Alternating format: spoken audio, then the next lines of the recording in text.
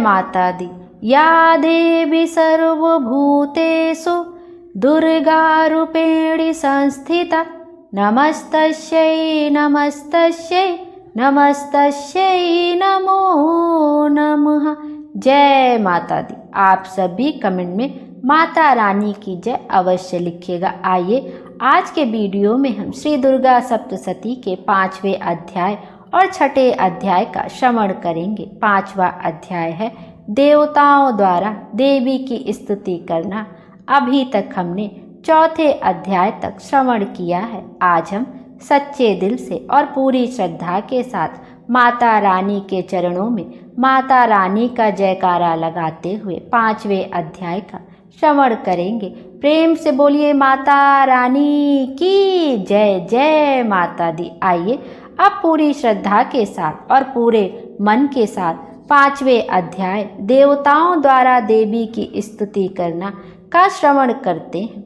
महर्षि मेधा ने कहा, पूर्व काल में शुंभ निशुंभ नामक असुरों ने अपने बल के मद से इंद्र का त्रिलोकी का राज्य और यज्ञों के भाग छीन लिए, और वह दोनों इसी प्रकार सूर्य, चंद्रमा, धर्मराज और वरुण के अधिकार भी छीनकर स्वयं ही उनका उपयोग करने लगे।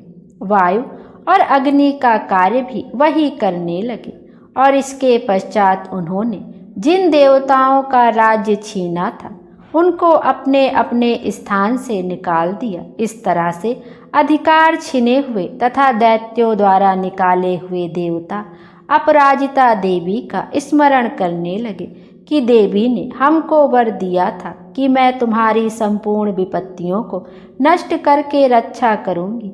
ऐसा विचार कर सब देवता हिमालय पर गए और भगवती विष्णु माया की स्तुति करने लगे। देवताओं ने कहा, देवी को नमस्कार है, शिव को नमस्कार है, प्रकृति और भद्रा को नमस्कार है।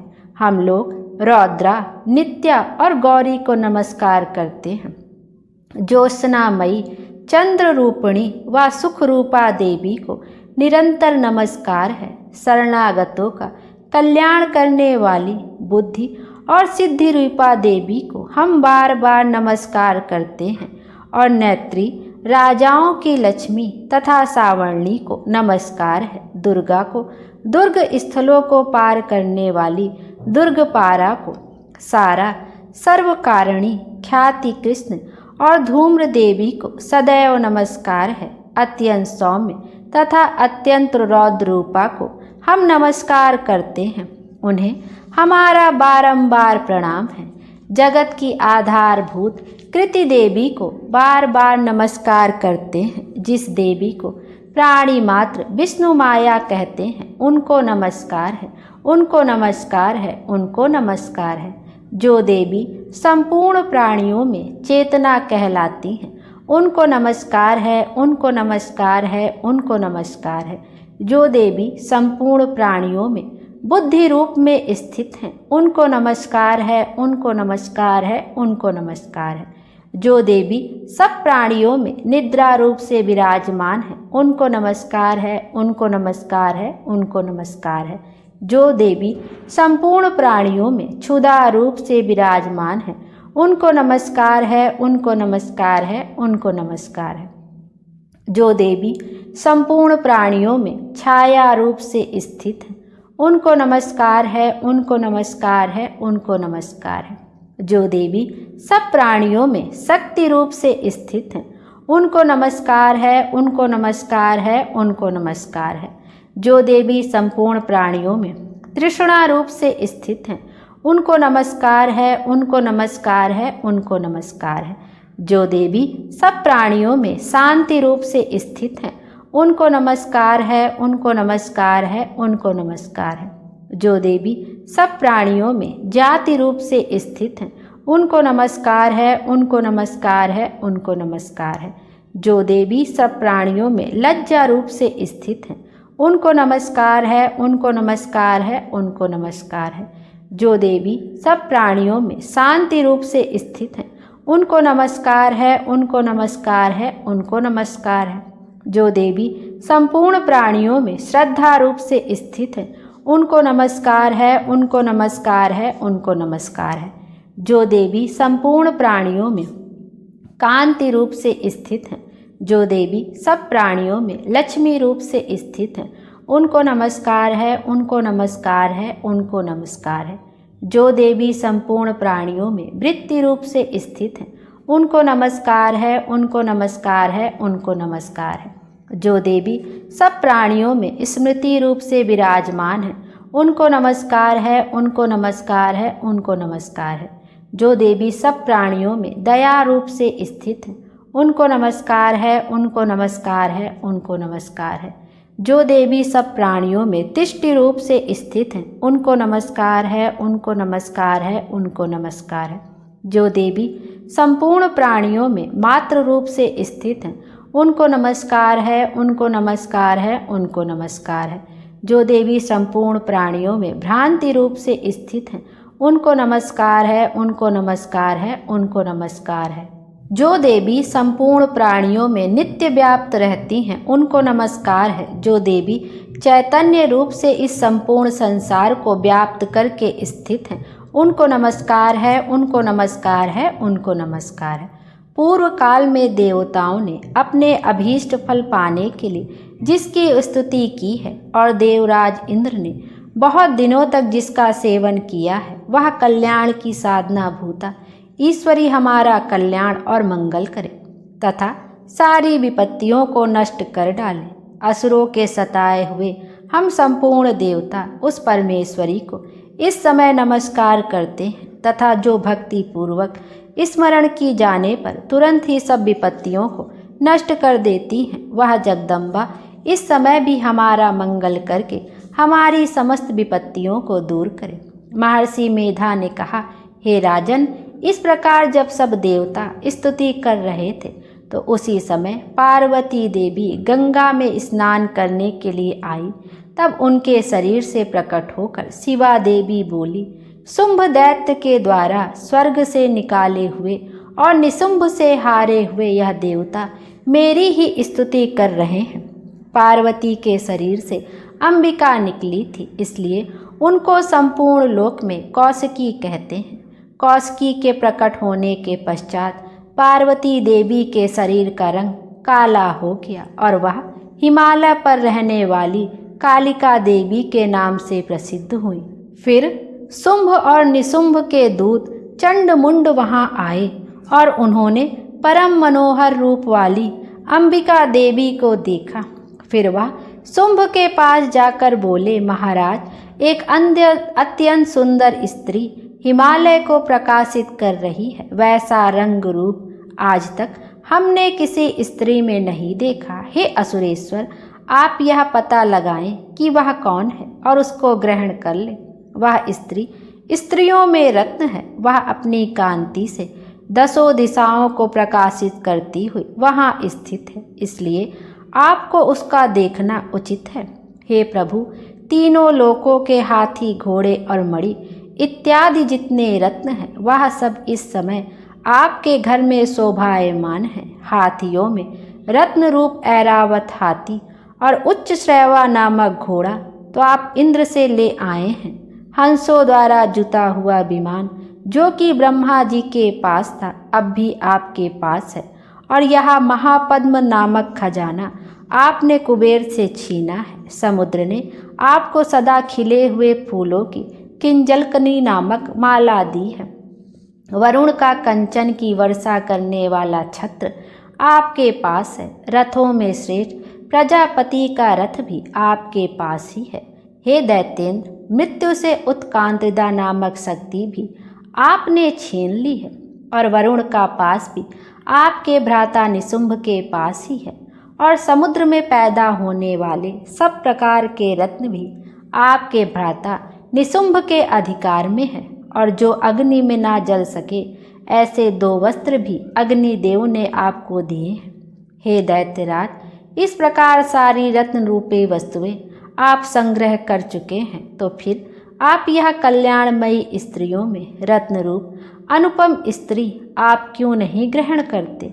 महर्षि मेधा बोले, चंड मुंड का यह वचन सुनकर शुंभ ने विचारा कि सुग्रीव को अपना दूत बनाकर देवी के पास भेजा जाए। प्रथम सब कुछ समझा दिया और कहा कि वहाँ जाकर तुम उसको अच्छी तरह से समझाना और ऐसा उपाय करना जिससे वह प्रसन्न होकर तुरंत मेरे पास चली आए। भली प्रकार समझा कर कहना। दूत सुग्रीव पर्वत के उस रमणीय भाग में पहुंचा जहाँ देवी रहती थी। दूत ने कहा, हे देवी, दैत्यों का राजा शुंभ जो इस समय तीनों लोकों का स्वामी है, मैं उसका दूत हूँ और यहाँ तुम्हारे पास आया हूँ। संपूर्ण देवता उसकी आज्ञा एक स्वर से मानते हैं। अब जो कुछ उसने कहला भेजा है वह सुनो। उसने कहा है, इस समय संपूर्ण त्रिलोकी मेरे वश में है और संपूर्ण यज्ञों के भाग को पृथक पृथक मैं ही लेता हूँ और तीनों लोकों में जितने श्रेष्ठ रत्न हैं वह सब मेरे पास है। देवराज इंद्र का वाहन ऐरावत मेरे पास है जो मैंने उससे छीन लिया है। उच्च शैवा नामक घोड़ा जो क्षीर सागर मंथन करने से प्रकट हुआ था उसे देवताओं ने मुझे समर्पित किया है। हे सुंदरी, इनके अतिरिक्त और जो भी रत्नभूषण पदार्थ देवताओं के पास थे वह सब मेरे पास है। हे देवी, मैं तुम्हें संसार की स्त्रियों में रत्न मानता हूँ क्योंकि रत्नों का उपभोग करने वाला मैं ही हूँ। हे चंचल कटाक्षों वाली सुंदरी, अब यह मैं तुझ पर छोड़ता हूँ कि तू मेरे या मेरे भाई महापराक्रमी निशुंभ की सेवा में आ जाए। यदि तू मुझे वरेगी तो तुझे अतुल महान ऐश्वर्य की प्राप्ति होगी। अतः तुम अपनी बुद्धि से यह विचार कर मेरे पास चली आओ। महर्षि मेधा ने कहा, दूत के ऐसा कहने पर संपूर्ण जगत का कल्याण करने वाली भगवती दुर्गा मन ही मन मुस्कुराई और इस प्रकार कहने लगी। देवी ने कहा, हे दूत, तू जो कुछ कह रहा है वह सत्य है और इसमें किंचित मात्र भी झूठ नहीं है। शुंभ इस समय तीनों लोकों का स्वामी है और निशुंभ भी उसी की तरह पराक्रमी है, किंतु इसके संबंध में मैं जो प्रतिज्ञा कर चुकी हूँ उसे मैं कैसे झुठला सकती हूँ। अतः तू मैंने जो प्रतिज्ञा की है उसे सुन। जो मुझे युद्ध में जीत लेगा और मेरे अभिमान को खंडित करेगा तथा बल में मेरे समान होगा वही मेरा स्वामी होगा। इसलिए शुंभ अथवा महापराक्रमी निशुंभ यहाँ आवें और युद्ध में जीत कर मुझसे विवाह कर लें। इसमें भला देर की क्या आवश्यकता है। दूत ने कहा, हे देवी, तुम अभिमान में भरी हुई हो, मेरे सामने तुम ऐसी बात ना करो। इस त्रिलोकी में मुझे तो ऐसा कोई दिखाई नहीं देता जो कि शुंभ और निशुंभ के सामने ठहर सके। हे देवी, जब अन्य देवताओं में से कोई शुंभ व निशुंभ के सामने युद्ध में ठहर नहीं सकता तो फिर तुम जैसी स्त्री उनके सामने रणभूमि ठहर सकेगी। जिन शुंभ आदि असुरों के सामने इंद्र आदि देवता नहीं ठहर सके तो फिर तुम अकेली स्त्री उनके सामने कैसे ठहर सकोगी। अतः तुम मेरा कहना मानकर उनके पास चली जाओ, नहीं तो जब वह तुम्हें केस पकड़कर घसीटते हुए ले जावेंगे तो तुम्हारा गौरव नष्ट हो जाएगा। इसलिए मेरी बात मान लो। देवी ने कहा, जो कुछ तुमने कहा ठीक है। शुंभ और निशुंभ बड़े बलवान हैं, लेकिन मैं क्या कर सकती हूँ, क्योंकि मैंने बिना विचारे प्रतिज्ञा कर ली है। इसलिए तुम जाओ और मैंने जो कुछ कहा है वह सब आदरपूर्वक आसुरेंद्र से कह दो। इसके पश्चात जो वह उचित समझे करे। बोलिए माता रानी की जय। 5वां अध्याय यहीं पर समाप्त होता है। आइए अब 6ठा अध्याय ध्रूमलोचन वध के श्रवण करेंगे। महर्षि मेधा ने कहा, देवी की बात सुनकर दूत क्रोध में भरा हुआ वहां से आसुरेंद्र के पास पहुंचा और सारा वृतांत उसे कह सुनाया। दूत की बात सुन आसुरेंद्र के क्रोध का पारावार ना रहा और उसने अपने सेनापति ध्रूमलोचन से कहा, ध्रूमलोचन, तुम अपनी सेना सहित शीघ्र वहां जाओ और उस दुष्टा के केसों को पकड़कर उसे घसीटते हुए यहाँ ले आओ। यदि उसकी रक्षा के लिए कोई दूसरा खड़ा हो, चाहे वह देवता, यक्ष अथवा गंधर्व ही क्यों ना हो, उसको तुम अवश्य मार डालना। महर्षि मेधा ने कहा। शुंभ के इस प्रकार आज्ञा देने पर ध्रुवलोचन 60,000 राक्षसों की सेना को साथ लेकर वहां पहुंचा और देवी को देख ललकार कर कहने लगा, अरे तू अभी शुंभ और निशुंभ के पास चल। यदि तू प्रसन्नता पूर्वक मेरे साथ ना चलेगी तो मैं तेरे केसों को पकड़ घसीटता हुआ तुझे ले चलूंगा। देवी बोली, आ सुरेंद्र का भेजा हुआ तेरे जैसा बलवान यदि बलपूर्वक मुझे ले जावेगा तो ऐसी दशा में मैं तुम्हारा कर ही क्या सकती हूँ। महर्षि मेधा ने कहा। ऐसा कहने पर ध्रुवलोचन उसकी ओर लपका, किंतु देवी ने उसे अपने हुंकार से ही भस्म कर डाला।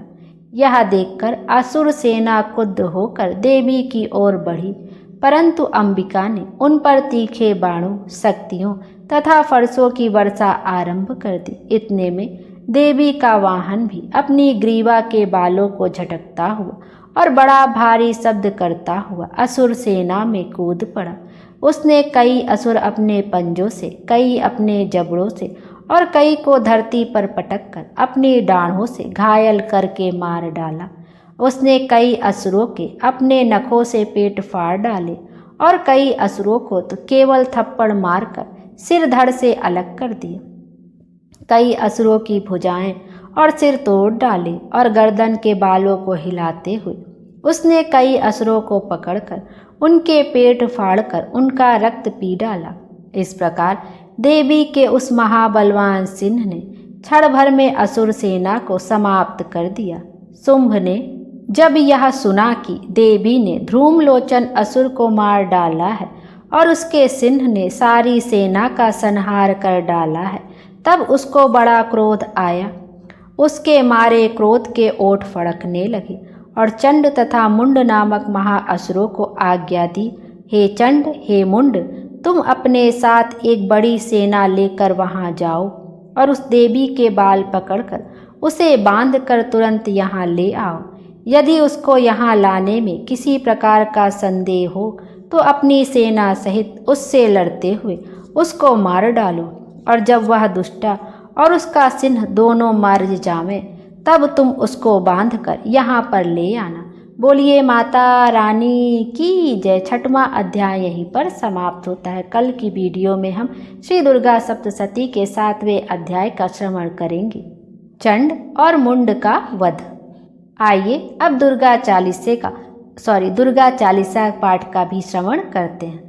नमो नमो दुर्गे सुख करनी, नमो नमो अम्बे दुख हरनी, निरंकार है ज्योति तुम्हारी, तिहु लोक फैली उजियारी, शशि लाट मुख महाविशाला, नेत्र लाल भ्रिकटी विकराला, रूप मात को अधिक सुहावे, दरस करज्जन तिसुख पावे, तुम संसार शक्ति लय कीना, पालन हेतु अन्न धन दीना, अन्नपूर्णा होय जगपाला, तुम ही आदि सुंदरी बाला, प्रलय काल सब नासनहारी, तुम गौरी शिव शंकर प्यारी, शिव योगी तुम रे गुण गावें, ब्रह्मा विष्णु तुम्हें दिर ध्यान, रूप सरस्वती को तुम धारा, दे सुबुद्धि सुमुनि उबारा, धरा रूप नरसिंह को अम्बा, प्रगट भई फाड़ कर खम्बा, रक्षा करी प्रहलाद बचाव, हिरण्याक्ष को स्वर्ग पठावे, लक्ष्मी रूप धरो जग माहि, श्री नारायण अंग समाहि, क्षीर संधु में करत पिलासा, दया सिंधु दीजय मन आशा, हिंगलाज में तुम्ही भवानी, महिमा अमित न जात बखानी, मातंगी धूमावती माता, भुवनेश्वरी बगला सुखदाता, श्री भैरव तारा जगतारणी, छिन्न भाल भव दुख निवारणी, के हरिवाहन सो भवानी, लंगर वीर चलत अगवानी, कर में खप्पर खड़ग बिराजे, जाको देख काल डर भाजे, सोहे अस्त्र और त्रिशूला, जाते उठत शत्रु ही सूला, नगर कोट में तुम्ही विराजत, तिहु लोक में डंका बाजत, शुंभ निशुंभ दानव तुम मारे, रक्त बीज शंखन सहारे, महिषासुर निप अति अभिमानी, जेहि अगभार मही अकुलानी, रूप कराल काली को धारा, सेन सहित तुम तिहि सहारा, परिगाड़ संतन पर जब जब भई सहाय, मात तुम तब अमरपुरी औरो सब लोका, तब महिमा सब रहे अशोका, ज्वाला में है ज्योति तुम्हारी, तुम्हें सदा पूजे नर नारी। प्रेम भक्ति से जो जस गावे, दुख दरिद निकट नहीं आवे। ध्यावे तुम्हें जो जन्म लाई, जन्म मरणता कर छुट जाए। योगी सुर मुनि कहत पुकारी, योग न हो बिन शक्ति तुम्हारी। शंकर ने अचरज तब कीनो, काम और क्रोध जीत सब लीनो। निस दिन ध्यान धरो शंकर को, काहू काल नहीं सुमरो तुमको। शक्ति रूप को मरम न पायो, शक्ति गई तब मन पछतायो। शरणागत होई कीर्त बखानी, जय जय जय जगदम्ब भवानी।